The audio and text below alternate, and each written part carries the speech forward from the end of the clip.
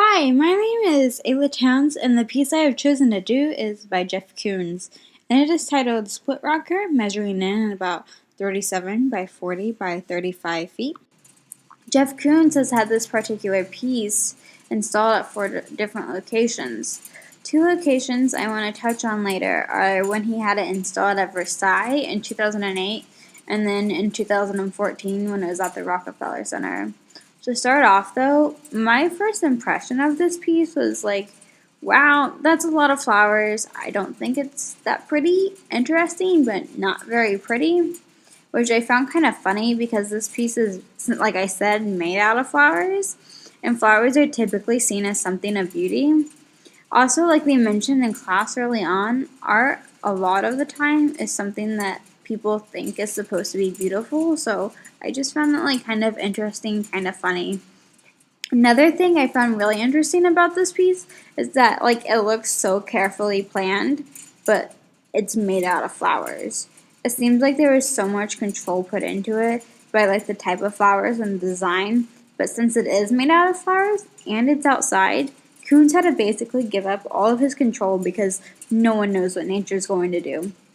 One thing I really like about Split Rocker, though, is that each side of the horse is made up of different flowers, and that each side of the horse is different. So your perspective changes from each view. It's almost like 2 completely different pieces if you view them from the sides. The reason why I want to touch on Split Rocker being at Versailles and Rockefeller is because of kitsch and public art. Versailles is this extremely elegant palace with super fancy and formal statues and gardens.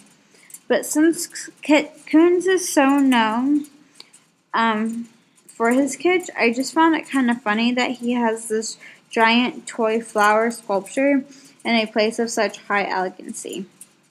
Although the piece is affected by people who see it at Versailles, I feel like it is much more powerful from the public seeing it at Rockefeller. It's placed somewhere so busy